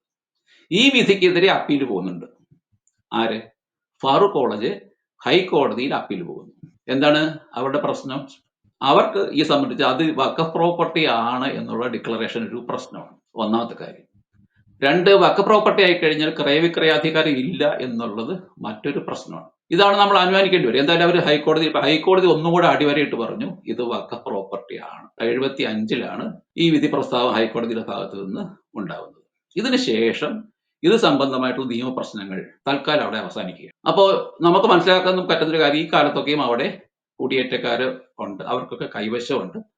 പലർക്കും ഈ വൈദ്യുതി എടുക്കാനായിട്ടോ അല്ലെങ്കിൽ വാട്ടർ കണക്ഷൻ എടുക്കാനൊക്കെ ഒക്കെ ആയിട്ടോ ഈ വില്ലേജ് ഓഫീസുകളിൽ നിന്നൊക്കെ കൈവശ സർട്ടിഫിക്കറ്റും കൊടുത്തിട്ടുണ്ടായിരിക്കണം. എന്തായാലും കൈവശക്കാരവിടെ ഉണ്ട്, കുടിയേറ്റക്കാരവിടെ ഉണ്ട്. അവരെത്ര ഫാമിലി ഉണ്ടെന്നൊന്നും നമുക്കറിയില്ല, അതിന്റെ രേഖകളൊന്നും ലഭ്യമല്ല. പിന്നീട് ഇത് സംബന്ധമായിട്ടുള്ള പ്രശ്നങ്ങൾ എപ്പോൾ തുടങ്ങുന്നു എന്നതിനെ സംബന്ധിച്ച് ഒരു അവ്യക്തത നിലയിലുണ്ട്. കേൾക്കുന്ന വാർത്ത എന്ന് പറയുന്നത് 1985-നും 95-നും ഇടയ്ക്കുള്ള 10 വർഷക്കാലത്തിനിടയ്ക്ക് ഏതാണ്ട് 280ഓളം ആധാരങ്ങൾ അവിടെ നടത്തപ്പെട്ടു. 280ഓളം കുടുംബങ്ങൾക്ക് ഫാറൂഖ് കോളേജ് ഭൂമി എഴുതി കൊടുത്തു. ഓരോ സെന്റിനും 100 രൂപ മുതൽ 250 രൂപ വരെ വില കണക്കാക്കി ഏതാണ്ട് 33 ലക്ഷം രൂപയുടെ പ്രോപ്പർട്ടി ഫാറൂഖ് കോളേജ് എഴുതി കൊടുത്തു എന്നുള്ളതാണ് പൊതുവെ കേട്ടുവരുന്ന കാര്യം. ഇതൊക്കെ വെറും കേട്ടുകേൾവി മാത്രമാണ് എന്നുള്ള കാര്യം അടിവരയിടാൻ ആഗ്രഹിക്കുക. ഇങ്ങനെ ആധാരം ചെയ്യപ്പെട്ടിട്ടുണ്ടെങ്കിൽ ഒരൊറ്റ ആധാരം പോലും ഇതുവരെ ഈ പ്രശ്നങ്ങൾ ഈ വിവാദമായതിനു ശേഷമുള്ള ഏതാണ്ട് 2-2.5 മാസക്കാലത്തിനിടയിൽ ഒരൊറ്റ ആധാരം പോലും 85 മുതൽ 95 വരെ രജിസ്റ്റർ ചെയ്യപ്പെട്ടുള്ള ഏതെങ്കിലും ഒരു ആധാരത്തിന്റെ പകർപ്പ് ആർക്കും ഇതുവരെയും കാണാൻ കിട്ടിയിട്ടില്ല. മറ്റൊരു പ്രധാനപ്പെട്ട കാര്യം, 1998-ൽ ഒരു കാര്യം സംഭവിക്കുന്നുണ്ട്. കൊച്ചിക്കാരനായിട്ടുള്ള MV പോളിനെ അറ്റോർണി ആയിട്ട് നിയമിച്ചുകൊണ്ട് ഡിസംബർ മാസം 1998-ൽ ഫാറൂഖ് കോളേജ് മാനേജ്മെന്റ് കമ്മിറ്റി ഒരു തീരുമാനം എടുക്കുകയും അതേ മാസം 27-ാം തീയതി അദ്ദേഹത്തിന് പവർ ഓഫ് അറ്റോർണി നൽകുകയും ചെയ്യുന്നുണ്ട്. അത് മാത്രമല്ല 10,000 രൂപ, അതായത് സെന്റിന് 500 രൂപ നിരക്കിൽ MV പോളിന് കൈവശാവകാശമായിട്ട് കൊടുക്കുന്നതായിട്ടും നമുക്ക് കാണാൻ പറ്റും. ഇത് 1998-ലാണ്. ഇവിടെ അടുത്ത ഒരു ഘട്ടം എന്ന് പറയുന്നത് നമുക്ക് എല്ലാവർക്കും അറിയാവുന്നതുപോലെ 2007-ൽ അന്നത്തെ LDF ഗവൺമെന്റ് ഒരു അന്വേഷണ കമ്മീഷനെ, വഖഫ് എൻക്വയറി കമ്മീഷനെ വെക്കുന്നു. റിട്ടയർഡ് ജസ്റ്റിസ് MA നിസാർ ആണ് അതിന്റെ അധ്യക്ഷൻ. ആ കമ്മീഷനോട് ആവശ്യപ്പെട്ടിട്ടുള്ള അല്ലെങ്കിൽ റെഫറൻസ് വിഷയം എന്ന് പറയുന്നത് വഖഫ് അന്യാധീനത്തെ സംബന്ധിച്ച്, പ്രത്യേകിച്ച് ഫാറൂഖ് കോളേജിന്റെ കൈവശമുണ്ടായിരുന്ന അല്ലെങ്കിൽ ഉള്ള വഖഫ് പ്രോപ്പർട്ടിയുടെ അവകാശം, അതിന്റെ കൈവശം നഷ്ടപ്പെട്ടു പോയതിനെ സംബന്ധിച്ചും അത് സംബന്ധമായിട്ട് ഏതാണ്ട് 2 കോടിയിലധികം രൂപയുടെ അഴിമതി നടന്നിട്ടുണ്ട് എന്നുള്ള പഴയ ഒരു വഖഫ് ബോർഡ് മെമ്പർ ആയിട്ടുള്ള നാസർ മനയിൽ എന്ന് പറയുന്ന വ്യക്തിയുടെയും അത് മറ്റൊരു വ്യക്തിയുടെയും കൂടി കൂട്ടായ പരാതിയിൽ ആണ് ഈ കമ്മീഷനെ അന്നത്തെ അച്യുതാനന്ദ ഗവൺമെന്റ് 2007 നിയമിക്കുന്നത്. ഒരു രസമുള്ളത്, ഈ വഖഫ് എൻക്വയറി കമ്മീഷൻ അല്ലെങ്കിൽ കമ്മിറ്റി, നിസാർ കമ്മിറ്റി എന്നറിയപ്പെടും. ആ കമ്മിറ്റി ഫറൂഖ് കോളേജിനോട് ഇതിനെ സംബന്ധിച്ച് അവരുടെ വാദമുഖങ്ങൾ കേൾക്കാൻ താല്പര്യപ്പെട്ടുകൊണ്ട് കത്തയച്ചു. ഇതിനെതിരെ ഫറൂഖ് കോളേജ് കോടതി പോയി, ഹൈക്കോടതിയിൽ പോയി ഇത് തടയണം, ഞങ്ങളെ ചോദ്യം ചെയ്യാനും ഉത്തരങ്ങൾ ചോദിച്ചു വാങ്ങാനൊന്നും ഈ പറഞ്ഞ നിസാർ കമ്മീഷന് അധികാരമില്ല എന്ന് പറഞ്ഞപ്പോൾ ഓക്കെ, നിങ്ങൾക്ക് പറയാനുള്ളത് കേട്ടോളാൻ ആയിട്ടുള്ള വിധി പുറപ്പെടുവിക്കുകയാണ് ഹൈക്കോടതി ചെയ്തത്. ഇത് സംബന്ധമായിട്ട് നമുക്കറിയാവുന്ന അടുത്ത കാര്യം, 2009 ഉമ്മൻചാണ്ടി സർക്കാർ ഭരണത്തിൽ കയറിയ ഉടനെ ജൂൺ മാസത്തിൽ നിസാർ കമ്മിറ്റി അതിന്റെ റിപ്പോർട്ട് സമർപ്പിച്ചു. പക്ഷേ റിപ്പോർട്ട് അവിടെ ഇരുന്നു. റിപ്പോർട്ട് നല്ല പറഞ്ഞ കാര്യങ്ങൾ നടപ്പാക്കുന്നില്ല എന്ന് കാണിച്ച് ഇതേ നിസാർ മനയിൽ വീണ്ടും 2012 ഹൈക്കോടതിയെ സമീപിക്കുകയും ഹൈക്കോടതി ഗവൺമെന്റിന്റെ നിലപാട്, വഖഫ് ബോർഡിന്റെ നിലപാട് ഇത് രണ്ടും അറിയിക്കണമെന്ന് താല്പര്യപ്പെടുകയും ചെയ്തു. 2014 വരെ നടപടി ഉണ്ടാകുന്ന സമയത്തിൽ വീണ്ടും ശ്രദ്ധ ക്ഷണിക്കൽ പെറ്റീഷനുമായിട്ട് ഇതേ നിസാർ മനയിൽ മുൻ വഖഫ് ബോർഡ് അംഗം വീണ്ടും ഹൈക്കോടതി സമീപിക്കുകയും ഹൈക്കോടതി ഇതേ ആവശ്യം ആവർത്തിക്കുകയും ഒരു കാര്യവും നടക്കാതെ വന്നപ്പോൾ 2016 ഇതേ ആവശ്യം ഉന്നയിച്ച് വീണ്ടും നിസാർ മനയിൽ കോടതിയിൽ പോവുകയും ചെയ്തപ്പോഴാണ് ഹൈക്കോടതി ഉത്തരവിട്ടത്. എന്താണ് ഉത്തരവ്? ഇത് നിസാർ കമ്മിറ്റി റിപ്പോർട്ടിന്റെ ഉത്തരവ് നടപ്പാക്കാതിരിക്കാനുള്ള സർക്കാരിന്റെ വർഷങ്ങളോളം നീണ്ടു നിൽക്കുന്ന പരിപാടിയാണ്. അപ്പോഴേക്ക് ഭരണം മാറി പുതിയ ഗവൺമെന്റ് അല്ലെങ്കിൽ അധികാരത്തിൽ വന്ന് പിണറായി വിജയൻ ഗവൺമെന്റ് അധികാരത്തിൽ വന്നിരുന്നു. എത്രയും പെട്ടെന്ന് നിസാർ കമ്മിറ്റി റിപ്പോർട്ട് നടപ്പാക്കണം എന്ന ഉത്തരവ് 2016 ഹൈക്കോടതി പുറപ്പെടുവിച്ചു. ഇത് സംബന്ധമായിട്ടുള്ള നടപടികൾക്ക് വഖഫ് ബോർഡിനെ ചുമതലപ്പെടുത്തി വിഷയം ഈ പറഞ്ഞ ഫാറൂഖ് കോളേജിന്റെ ശ്രദ്ധയിലേക്ക് അതുപോലെ തന്നെ ഗവൺമെന്റ് ശ്രദ്ധയിലേക്കൊക്കെ കൊണ്ടുവരണമെന്നും ആവശ്യപ്പെട്ടു. ഇതിന്റെ അടിസ്ഥാനത്തിൽ പിന്നീട് വഖഫ് ബോർഡ് ഒരു നടപടി എടുക്കുന്നത് 3 വർഷങ്ങൾക്ക് ശേഷം 2019 മാർച്ചിലാണ്. മാർച്ചിൽ അവർ സിറ്റിംഗ് നടത്തുകയും ചീഫ് എക്സിക്യൂട്ടീവ് ഓഫീസറെ ഇത് സംബന്ധിച്ച റിപ്പോർട്ട് സമർപ്പിക്കാൻ വഖഫ് ബോർഡ് ചുമതലപ്പെടുത്തുകയും അദ്ദേഹം റിപ്പോർട്ട് സമർപ്പിക്കുക, അത് മെയ് മാസത്തിൽ ആണെന്ന് എൻ്റെ ഓർമ്മ, സെപ്റ്റംബർ മാസത്തിൽ പുറത്തേക്ക് കൊണ്ടുവരികയും ചെയ്തു. ഇതാണ് ഇപ്പോൾ വിഖ്യാതമായിട്ടുള്ള വഖഫ് ബോർഡ് നോട്ടിഫിക്കേഷൻ എന്ന് പറയുന്നത്. ഇതിൽ പറഞ്ഞിട്ടുള്ള കാര്യം സബ് കോടതിയുടെ പറവൂർ സബ് കോടതി 1971 വിധിയിലും അതിനുശേഷമുള്ള ഹൈക്കോടതിയുടെ വിധിയിലും ഇത് വഖഫ് പ്രോപ്പർട്ടിയാണെന്നും ഇത് ഫാറൂഖ് കോളേജിന്റെ പ്രോപ്പർട്ടിയാണെന്നും അടിവരയിടുന്ന കാര്യമാണ്. അതുകൊണ്ട് തന്നെ മുനമ്പം പ്രദേശത്തുള്ള ആൾക്കാർ, നമുക്ക് എല്ലാവർക്കും അറിയാം, അവർ കുറെ ആൾക്കാർ ഭൂമി പണം കൊടുത്ത് വാങ്ങിയതാണ്, മറ്റു കുറെ ആൾക്കാർ കൈമാറ്റം ചെയ്തിട്ട് മറ്റാരെങ്കിലും വിറ്റിട്ട് വാങ്ങിയതാണ്, കുറച്ചൊക്കെ കയ്യേറ്റക്കാർ ഇപ്പോഴും നിലവിലുണ്ടായിരിക്കും. എന്തായാലും അതാണ് അവസ്ഥ. പക്ഷെ ഇത് മുഴുവൻ പേരും ഈ പറഞ്ഞ രീതിയിൽ അവകാശികളല്ല എന്ന നിലപാടാണ് വഖഫ് ബോർഡ് ഇപ്പോൾ സ്വീകരിച്ചിട്ടുള്ളത്.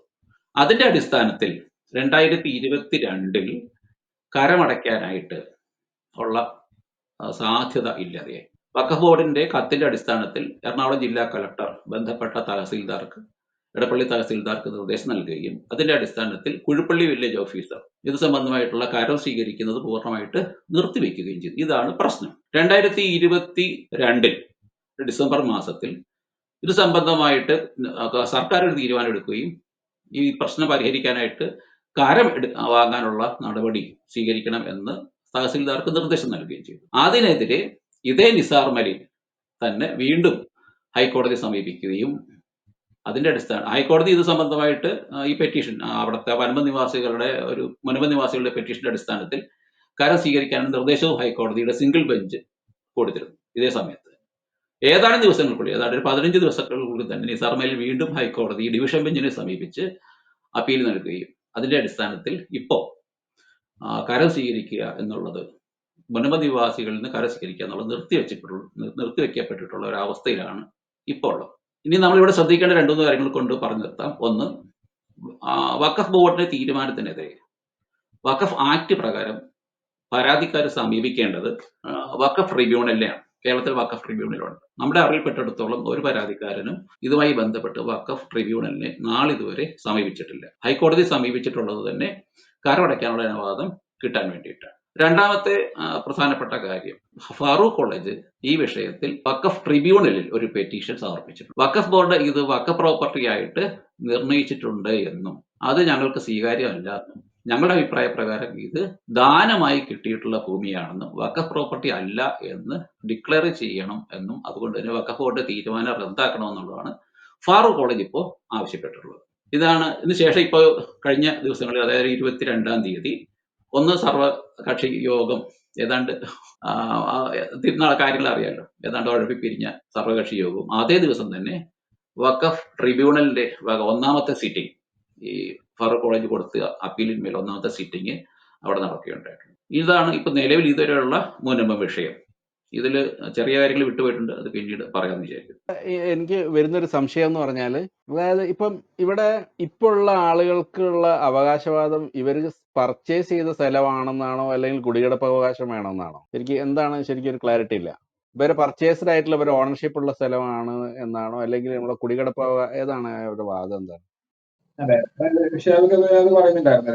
2027/12/1998 ശേഷമാണ് ഒരു 400-ന് മേലെ തീറാധാരങ്ങൾ എഴുതി എന്ന് പറഞ്ഞത്. ആ തീറാധാരങ്ങളുടെ ബലത്തിലാണ് ഇവരവരുടെ ടൈറ്റിലിന്റെ title on the strength of that sale they are claiming the title of the property. മനസ്സിലായി? ഇവിടുത്തെ ഫണ്ടമെന്റൽ വിഷയം എന്താണെന്ന് വെച്ച് കഴിഞ്ഞാൽ, ബഹുമാനപ്പെട്ട പറവൂർ സബ് കോടതിയുടെ 12/9/1971 OS number 53/1967 സൂട്ടിൽ there is a finding and there is a decree to the effect that it is a Waqf property. മനസ്സിലായി? തെളിവെടുത്ത് hearing നടത്തി എല്ലാം കഴിഞ്ഞതിന് ശേഷം അതൊരു വഖഫ് പ്രോപ്പർട്ടി ആണെന്ന് 21/15/1950 സ്റ്റേറ്റ് എഴുതി വെച്ച ആധാരം വഖഫ് ഡീഡാണെന്ന് ഫൈൻഡിങ് വന്നു കഴിഞ്ഞു. ഫസ്റ്റ് അപ്പീൽ കൊടുത്തു അതിനെതിരെ OS 600/1970 ബഹുമാനപ്പെട്ട കേരള ഹൈക്കോടതിയുടെ. അത് ബഹുമാനപ്പെട്ട പറവൂർ സബ് കോടതിയുടെ വിധിയെ കൺഫേം ചെയ്തു. there is a finding in a civil suit and it is first to the effect that it is a വഖഫ്. സാന്ദർഭമായിട്ട് ഞാൻ ചോദിച്ചോട്ടെ, ഇപ്പൊ ഈ പറഞ്ഞ 1963 53-ാം നമ്പർ കോടതി വിധി, ആ കോടതി വിധി നാളിതേവരെ വഖഫ് സംരക്ഷണ സമിതിയോ മുനമ്പം ഭൂസംരക്ഷണ സമിതിയോ ഈ രണ്ടുപേർക്കും വേണ്ടിയിട്ട് നിലനിൽക്കുന്ന ഏതെങ്കിലും രാഷ്ട്രീയ പ്രസ്ഥാനങ്ങളോ അല്ലെങ്കിൽ ഈ പറഞ്ഞ ബിഷപ്പുമാരുടെ കൗൺസിൽ പോലെയുള്ള ഏതെങ്കിലും സംഘടനകളോ ഒന്നും നാളിതുവരെയും പുറത്തേക്ക് വിട്ടിട്ടില്ല എന്നുള്ള കാര്യം ശ്രദ്ധേയം. 1967 പറവൂർ സബ് കോടതിയുടെ വിധി എന്നുള്ളത് ഇത് ഗിഫ്റ്റ് ഡീഡാണ്, ദാനം കൊടുക്കപ്പെട്ടിട്ടുള്ള ഭൂമിയാണ്, അതുകൊണ്ട് ഫാറൂഖ് കോളേജിന് ക്രയവിക്രയാവകാശം ഉണ്ടായിരുന്നു എന്നും അതുകൊണ്ട് പിന്നീട് ഫാറൂഖ് കോളേജ് മുൻപത്തെ ആൾക്കാർക്ക് അല്ലെങ്കിൽ അവിടുത്തെ പ്രദേശവാസികൾക്ക് ഈ ഭൂമി വിറ്റത് നിയമപരമാണെന്നും ആണ് ഒരു വാദം. മാത്രമല്ല ഹൈക്കോടതി തന്നെ ഇത് പ്രഖ്യാപിച്ചിട്ടുണ്ട്, ഇത് വഖഫ് പ്രോപ്പർട്ടി അല്ല, ഗിഫ്റ്റ് ഡീഡാണ്, അല്ലെങ്കിൽ ഇഷ്ടദാനമായിട്ട് ഫാറൂഖ് കോളേജിന് കിട്ടിയ ഭൂമിയാണ് എന്നുള്ള കാര്യവും പറഞ്ഞ് പരത്തപ്പെടുന്നുണ്ട്. ഇത് സംബന്ധമായിട്ടുള്ള ഈ രണ്ട് കോടതി വിധികൾ, പറവൂർ സബ് കോടതിയുടെ 1971 വിധിയും 1975 ഹൈക്കോടതി വിധിയും, ഈ രണ്ട് വിധി പ്രമാണങ്ങൾ എന്തുകൊണ്ടാണ് ഇവരാരും പുറത്തേക്ക് വിടാത്തത്? ഇതിൽ എന്തെങ്കിലും ദുരൂഹതയുള്ളതായിട്ട് തോന്നുന്നു? രാഷ്ട്രീയപരമായിട്ടുള്ള അനാലിസിസ് അല്ല നടത്തേണ്ടത്. ഞാനിപ്പോ അതിനകത്ത് എന്ത് പറയാനാണ്? ഇതിനെക്കുറിച്ച് എന്തായാലും ഇവർക്ക് അറിയാം, അതെനിക്ക് 100% ഉറപ്പാണ്.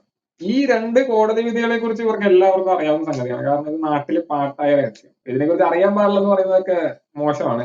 അത് നമ്മളിപ്പോ ഇന്ററാക്ട് ചെയ്ത പല സോഷ്യൽ മീഡിയ പ്ലാറ്റ്ഫോമുകളിലും പലരും പറയുന്നുണ്ട്, ബഹുമാനപ്പെട്ട കേരള ഹൈക്കോടതി ഇതൊരു ഗിഫ്റ്റ് ഡീഡായിട്ട് ഒബ്സർവ് ചെയ്തു എന്ന് പറഞ്ഞ ഓർഡർ ഉണ്ടെന്നൊക്കെ പറഞ്ഞിരിക്കുന്നത് പല കഥകളും കേൾക്കുന്നുണ്ട്. But it doesn't matter. കാരണം there is a first decree passed by the civil court and on the first appeal itself it is confirmed that it is waqf property. എന്തുകൊണ്ടാണ് അത് വഖഫ് പ്രോപ്പർട്ടി ആയി എന്ന് കണക്കാക്കപ്പെടുന്നത് എന്നുള്ളതിന്റെ കാരണം എന്താണെന്ന് വെച്ചാൽ, ഈ പറഞ്ഞ എടപ്പള്ളി സർവേയിൽ രജിസ്റ്റർ ചെയ്തിരിക്കുന്ന 21/15/1950 വഖഫ് ഡീഡില് അതിന്റെ ആ ഡീഡൊന്ന് സ്ക്രീനിൽ കാണിച്ചാൽ ബെറ്റർ ആയിരിക്കണം. അതിനകത്ത് ആ ഫസ്റ്റ് പേജിൽ ടുവേർഡ്സ് ദി മിഡിനകത്ത് കൃത്യമായിട്ട് പറയുന്നുണ്ട്, 1 ലക്ഷം രൂപ വിലയുള്ളതുമായ 404 ഏക്കർ 76 സെന്റ് സ്ഥലവും അതിലുള്ള സകല ദേഹണ്ണങ്ങളും കൂടി ഈ കോളേജ് ഇസ്ലാമിക ദർശനപ്രകാരം നടത്തുമെന്നുള്ള വിശ്വാസത്താൽ എന്റെ ആത്മശാന്തിക്കായി അടിയിൽ പറയുന്ന വ്യവസ്ഥകളോടുകൂടി എനിക്കുള്ള സകല അവകാശങ്ങൾ ഒഴിഞ്ഞ് വഖഫായി ടീം മാനേജ്മെന്റ് കമ്മിറ്റിക്ക് വേണ്ടി താങ്കൾക്ക് കൈവശപ്പെടുത്തി തന്നിരിക്കുന്നു. ഓക്കെ. പിന്നെ അത് കഴിഞ്ഞതിന് ശേഷം ഈ മാനേജ്മെന്റ് കമ്മിറ്റിക്ക് വേണ്ടി താങ്കൾ കൈവശം വെച്ചും കരം തീർത്തും പട്ടയം പിടിച്ചും ക്രയവിക്രയ സ്വാതന്ത്ര്യത്തിൽ ടി ഫാറൂഖ് കോളേജിന്റെ ആവശ്യത്തിന് ഉപയോഗിച്ചു കൊള്ളുന്നതിന് സമ്മതിച്ചിരിക്കുന്നു എന്ന് പറയുന്നു. പിന്നെ അതിനകത്ത് പറയുന്നുണ്ട് ഇങ്ങനെയുള്ള സാധനങ്ങൾ ചെയ്യണം. ഇതിനകത്ത് വിഷയം എന്ന് വെച്ച് കഴിഞ്ഞാൽ, വഖഫ് എന്ന് പറഞ്ഞ ഡെഡിക്കേഷൻ അൺകണ്ടീഷണൽ ആയിട്ട് അവിടെ കംപ്ലീറ്റ് ആയി. വൺസ് വഖഫ് കംപ്ലീറ്റ് ആയി കഴിഞ്ഞാൽ പിന്നെ അത് ക്രയവിക്രയം നടത്താന്ന് പറയുന്നത്, അത് എനിക്ക് ലീസിന് കൊടുക്കാന്ന് പറയുന്നത്, അത് തിരിച്ച് എന്റെ പിന്തുടർച്ചാവകാശികളിലേക്ക്, ഫറൂഖ് കോളേജ് നിലനില്ലാതിരുന്നു കഴിഞ്ഞാൽ അത് തിരിച്ച് എന്റെ പിന്തുടർച്ചാവകാശികളിലേക്ക് വരുന്ന പറയുന്ന സാധനങ്ങളെല്ലാം ഇൻവാലിഡ് ആയി പോകും. കാരണം എന്ന് വെച്ച് കഴിഞ്ഞാൽ once waqf is always a waqf. വഖഫ് എന്ന് പറഞ്ഞ വാക്കിന്റെ അർത്ഥം കൊണ്ട് തന്നെ ഞാൻ ഉദ്ദേശിക്കുന്നത് ഒരു വസ്തുവിന്റെ ഉടമ ഇസ്ലാമിക ദർശനപ്രകാരമുള്ള റിലീജിയസ് പയസ് അല്ലെങ്കിൽ ചാരിറ്റബിൾ പർപ്പസിന് വേണ്ടി അള്ളാഹുവിലേക്ക് സ്വത്ത് ഡെഡിക്കേറ്റ് ചെയ്യുന്നതിന് വഖഫ് എന്ന് പറയുന്നത്. അതായത് വസ്തുവിന്റെ ഉടമസ്ഥാവകാശം ഞാൻ അള്ളാഹു എന്റെ പരമകാരുണ്യവാനായ ഇലാഹിലേക്ക് ഞാൻ ട്രാൻസ്ഫർ ചെയ്ത് കഴിഞ്ഞു. ഇനി വസ്തുവിന്റെ ഉടമസ്ഥൻ ഈ പറഞ്ഞ വ്യക്തികൾ ആരുമല്ല, അള്ളാഹുവാണ് വസ്തുവിന്റെ ഉടമസ്ഥൻ. അതിന്റെ കസ്റ്റോഡിയൻ കൈകാര്യകർത്താവാണ് പറഞ്ഞ വഖഫ് ബോർഡ്.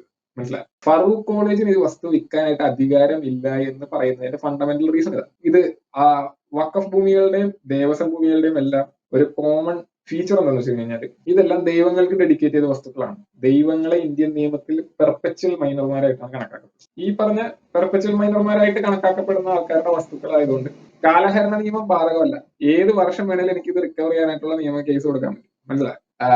ഡേറ്റിംഗ് വൺസ് ഡെഡിക്കേഷൻ കഴിഞ്ഞു കഴിഞ്ഞാൽ പിന്നെ വേറൊരുത്തിന് അത് വിൽക്കാനും പറ്റില്ല, തൊടാനും പറ്റില്ല, ഒന്നും ചെയ്യാം. Unless and until there is a specific statutory provision to the effect that there established a certain procedure where if certain situations are met they can sell off the property. Devaswom ആക്ടിനകത്ത്, Devaswom നിയമങ്ങളിനകത്ത് ചില കണ്ടീഷണൽ സിറ്റുവേഷനുകളിൽ വേണമെങ്കിൽ വിൽക്കാം എന്നുള്ള കാര്യങ്ങൾ പറയുന്നുണ്ട്. കാരണം അതൊരു specific purpose ആണ്, ആ അമ്പലങ്ങളുടെ നടത്തിപ്പിന്റെ ആവശ്യത്തിലേക്ക് വേണ്ടിയിട്ട്. മനസ്സിലായി? അല്ല, സ്പെസിഫിക് പർപ്പസിന് വേണ്ടിയിട്ട് ദേവസ്വം ബോർഡ് ഭൂമി വേണമെങ്കിൽ വകമാറ്റാം എന്നുള്ളതുപോലെ വഖഫ് ഭൂമിയും അനിവാര്യ ഘട്ടങ്ങളിൽ ഗവൺമെന്റിന് ഏറ്റെടുക്കാം എന്നൊരു പ്രൊവിഷൻ ഇല്ലേ?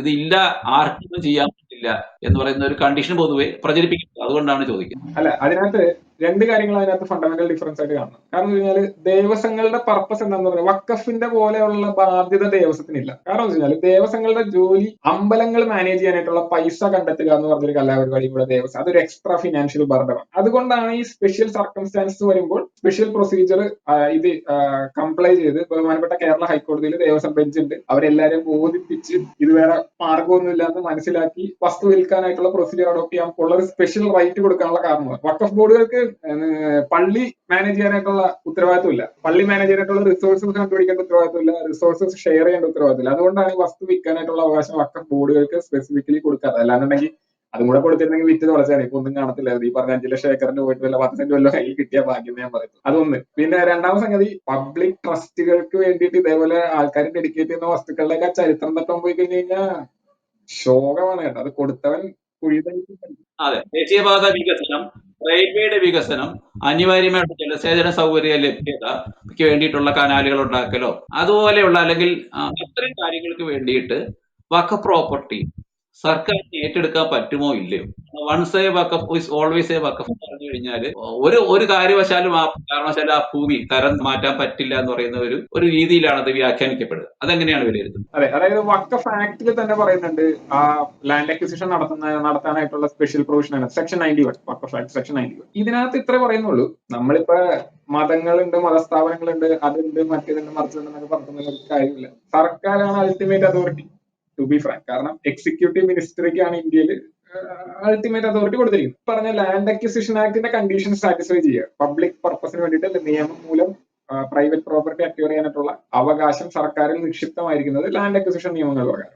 ആ നിയമത്തിന്റെ കണ്ടീഷൻ സാറ്റിസ്ഫൈ ചെയ്തപ്പോൾ ഒരു റോഡിന്റെ അലൈൻമെന്റിന്റെ ഇടയിൽ കൂടെ ഒരു വഖഫ് ഭൂമി എടുക്കുന്നു. വൺസ് വഖഫ് ഈസ് ഓൾവേസ് വഖഫ് എന്നൊക്കെ പറഞ്ഞു പോയിട്ട് കാര്യമില്ല. സർക്കാർ അത് അക്വയർ ചെയ്യുക, പൈസയും കൊടുത്ത് ആ ഭൂമി അക്വയർ ചെയ്യുക. മനസ്സിലായി? ഇതിന്റെ സെറ്റപ്പ് ഇതാണ്. അതായത് ഈ വൺസ് വഖഫ് ഈസ് ഓൾവേസ് വഖഫ് എന്ന് പറഞ്ഞ സാധനം അപ്ലൈ ചെയ്യുന്ന സിറ്റുവേഷൻ എന്ന് പറഞ്ഞാൽ ഈ പ്രൈവറ്റ് ഏലിയനേഷൻസ് നടത്താൻ പാടില്ല. എക്സെപ്ഷണൽ സിറ്റുവേഷൻസിൽ ഇതേപോലെയുള്ള സർക്കാർ ഇടപെടലുകൾ നടത്താം. കൊറോണയുടെ എമർജൻസി സമയത്ത് വഖഫ് ഭൂമിയാണ്, അതിനകത്ത് കയറി വേറെ പരിപാടിയൊന്നും ചെയ്യാൻ പറ്റില്ല എന്ന് പറഞ്ഞാൽ നടപടിയാവത്തില്ല. കാരണം ഈ പറഞ്ഞ പോലെ ഹെൽത്ത് എമർജൻസി നിൽക്കുകയാണ്. അപ്പൊ ജില്ലാ കളക്ടർക്ക് അൺഫെക്റ്റഡ് റൈറ്റ്സ് ഉണ്ടാവും. ഇപ്പൊ ഒരു ടെമ്പററി ഹോസ്പിറ്റൽ പണിയാനായിട്ട് ഒരു 10 ഏക്കർ സ്ഥലം അവിടെ കിടപ്പുണ്ട്, അതായത് വഖഫ് ഭൂമിയാണെന്ന് പറഞ്ഞിട്ട് ക്ലെയിം ചെയ്യാൻ പോകുന്നത്. അതൊക്കെ പൊതു ആവശ്യങ്ങൾക്ക് വേണ്ടിയിട്ട് ഉള്ള പർപ്പസസ് സാറ്റിസ്ഫൈ ചെയ്യാൻ വേണ്ടിയിട്ട് ഉണ്ടാക്കിയിരിക്കുന്ന എക്സിജൻ നിയമങ്ങളാണ്. അതൊക്കെ എപ്പോഴും എല്ലാ നിയമങ്ങളെയും സൂപ്പർസീഡ് ചെയ്യും, ഇത് ചെയ്യും. ഇപ്പൊ ഇന്ത്യ പാകിസ്ഥാൻ യുദ്ധം വന്നു കഴിഞ്ഞാൽ, അല്ലെങ്കിൽ ഇപ്പൊ ഇന്ത്യ ചൈന യുദ്ധത്തിന്റെ ഇടയിൽ വന്നു കഴിഞ്ഞാൽ എമർജൻസി ഡിക്ലെയർ ചെയ്ത് കഴിഞ്ഞാൽ പിന്നെ ഈ നിയമങ്ങളൊന്നും ബാധകമല്ല. മനസ്സിലായി? അതൊക്കെ സ്പെഷ്യൽ സിറ്റുവേഷൻസ് ആണ്. നമ്മളിവിടെ പറയുന്നത് ഫ്രോഡുലന്റ് ആയിട്ടുള്ള ട്രാൻസാക്ഷൻ, പ്രൈവറ്റ് ഏലിയനേഷൻ, ജെന്യൂൻ ആയിട്ടുള്ള ട്രാൻസാക്ഷൻ ആയിക്കോട്ടെ, private alienation in general is not possible. അതാണ് ഇതിന്റെ ഫണ്ടമെന്റൽ.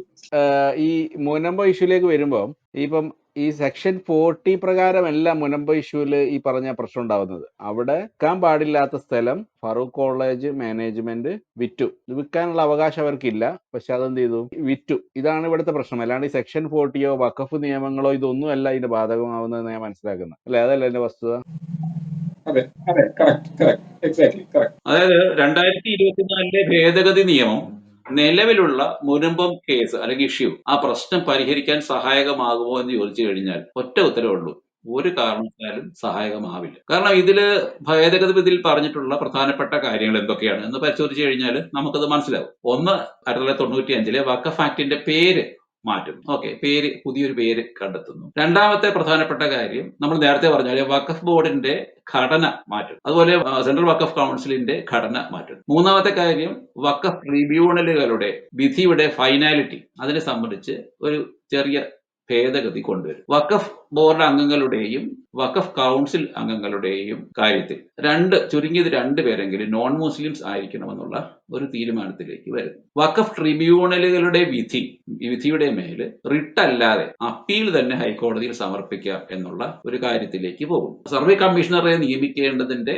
അവകാശവും നേരത്തെ വഖഫ് ബോർഡിനാണ് ഉണ്ടായിരുന്നത്. ആ അവകാശം പൂർണ്ണമായിട്ട് എടുത്തു മാറ്റുകയും അത് ബന്ധപ്പെട്ട ജില്ലാ കളക്ടർക്ക് നൽകുകയും ചെയ്യും. സർക്കാർ ഭൂമി വഖഫ് ഭൂമിയാണെന്ന് കാണപ്പെടുന്നുണ്ടെങ്കിൽ, അങ്ങനെ ഒരു തർക്കമുണ്ടെങ്കിൽ, അത് സർക്കാർ ഭൂമിയായിട്ട് തന്നെ തുടരും. ഒരു ക്ലോസ് ഉണ്ട്, ഒരു കണ്ടീഷൻ ഉണ്ട്. ഈ വിഷയത്തിൽ ബന്ധപ്പെട്ട ജില്ലാ കളക്ടർ കൃത്യമായിട്ടുള്ള ഒരു റിപ്പോർട്ട് സമർപ്പിച്ച് അത് അംഗീകരിക്കപ്പെടും. അതിന്റെ അടിസ്ഥാനത്തിൽ സർക്കാർ വക പ്രോപ്പർട്ടിയിന്മേലുള്ള എല്ലാ വഖഫ് അവകാശങ്ങളും ഇല്ലാതെയാകും. ഒരു പ്രധാനപ്പെട്ട കാര്യം കൂടി ഇതിനകത്തുണ്ട്. ഇതുവരെ വഖഫ് ബോർഡിന് സെക്ഷൻ 40 പ്രകാരം ഒരു തീരുമാനം അന്തിമമായിട്ട് എടുക്കാനായിട്ട് കഴിയുമായിരുന്നെങ്കിൽ ആ അവകാശം ഇല്ലാതെയാകും. ആ അവകാശം ഭേദഗതി നിലയിൽ വന്നു കഴിഞ്ഞാൽ അത് ബന്ധപ്പെട്ട റവന്യൂ അതോറിറ്റി അല്ലെങ്കിൽ ജില്ലാ കളക്ടർക്ക് ആയി. അപ്പോ ഇതാണ് ഈ വിഷയങ്ങൾ. ഈ ഭേദഗതി നിർദ്ദേശങ്ങൾ ഒന്നും തന്നെയും നിലവിലുള്ള ഏതാണ്ട് 47,000-ഓളം വരുന്ന വഖഫ് കേസുകളിൽ ഏതെങ്കിലും ഒന്നിനെ പരിഹരിക്കാൻ സഹായിക്കില്ല എന്നുള്ളതാണ് ഖേദകരമായ കാര്യം. കാരണം നിലവിൽ കോടതി വ്യവഹാരങ്ങളിൽ, ട്രിബ്യൂണൽ വ്യവഹാരങ്ങളിൽ കിടക്കുന്നവയൊക്കെ തന്നെയും അങ്ങനെ തന്നെ തുടരും. അപ്പോൾ മുനമ്പത്തെ വിഷയം പരിഹരിക്കാനായിട്ട് 2024 ഭേദഗതി ബിൽ സഹായിക്കും എന്നുള്ള മട്ടിൽ കേരളത്തിലെ കാസ അടക്കമുള്ള ചില സംഘടനകളും അല്ലെങ്കിൽ സംഘപരിവാര സംഘടനകളും മാധ്യമങ്ങളും തുടരെയായിട്ട് പ്രചരിപ്പിച്ചു വന്നിരുന്നു. അതെങ്ങനെയാണ് സഹായിക്കുക എന്നുള്ളത് മാത്രമേ അവർ പറയാതിരുന്നു. അതുകൊണ്ട് ഇപ്പോൾ കഴിഞ്ഞ സംസ്ഥാന ഉപതെരഞ്ഞെടുപ്പുകളിലും അതുപോലെ തന്നെ ലോക്സഭാ തെരഞ്ഞെടുപ്പിലും 2 മുന്നണികൾക്കും എതിരായിട്ടുള്ള സമീപനം സ്വീകരിക്കണമെന്നും നമ്മളെ രക്ഷിക്കാൻ വരുന്നത് സംഘപരിവാര സർക്കാർ അല്ലെങ്കിൽ BJP സർക്കാർ ആയിരിക്കണമെന്നും അവർക്ക് വോട്ട് കൊടുക്കണമെന്ന് പോലും പ്രഖ്യാപിക്കാനായിട്ട് ബിഷപ്പുമാർ പോലും മുന്നോട്ട് വന്ന സാഹചര്യമുണ്ട്. ജനങ്ങളെ ഇങ്ങനെ നുണ പറഞ്ഞ് തെറ്റിദ്ധരിപ്പിക്കുകയും രാഷ്ട്രീയ താല്പര്യങ്ങൾക്ക് വേണ്ടിയിട്ട് ഒരു കൂട്ടം മനുഷ്യരുടെ ഏറ്റവും മോശമായ അല്ലെങ്കിൽ ദയനീയമായ ഒരു അവസ്ഥയെ ചൂഷണം ചെയ്യുക എന്ന് പറയുന്ന വൃത്തികെട്ട മ്ലേച്ഛകരമെന്ന് സാഹിത്യ ഭാഷയിൽ പറയാവുന്ന കാര്യമാണ് പല കോണുകളിൽ നിന്നും പുറത്തേക്ക് വന്നിട്ടുള്ളത്. ഒരു കാരണവശാലും ഈ ഭേദഗതി നിർദ്ദേശം സഹായകമല്ല ഈ വിഷയം പരിഹരിക്കാൻ. പക്ഷേ ചില പോസിറ്റീവായിട്ടുള്ള നിർദ്ദേശങ്ങളുണ്ട്. വഖഫ് ബോർഡിന്റെ അമിതാധികാരങ്ങൾ എന്ന് പറയപ്പെടുന്നവ എടുത്തു മാറ്റുന്നു. കുറച്ചുകൂടി സെക്യുലർ ആയിട്ടുള്ള ഒരു ജില്ലാ ഭരണകൂടത്തിന് ഇതിന്റെ തീരുമാനാവകാശങ്ങൾ കൈമാറ്റം ചെയ്യപ്പെടുന്നു. അതുപോലെ തന്നെ ഹൈക്കോടതിയിലേക്ക് അപ്പീൽ പെറ്റീഷൻ കൊടുക്കാനുള്ള അവസരം ഉണ്ടാകുന്നു. അവിടെ ട്രിബ്യൂണൽ അവിടെ നിലവിലുണ്ട്. പക്ഷേ ആ വിഷയത്തിൽ നിലവിൽ റിട്ട് കൊടുക്കാനുള്ള സാഹചര്യം ഉള്ളിടത്തുനിന്ന് അപ്പീൽ പെറ്റീഷനിലേക്ക് പോകാനുള്ള ഒരു അവസരം ഒരു പരാതിക്കാരന് കിട്ടുന്നു തുടങ്ങിയ മേന്മകളുണ്ട്. അതേസമയം ചില അത്ര ഒരു യുക്തിപരമല്ലാത്ത ചില കാര്യങ്ങളും കൂടിയുണ്ട്. ഒരു ഉദാഹരണം മാത്രം സൂചിപ്പിക്കാം.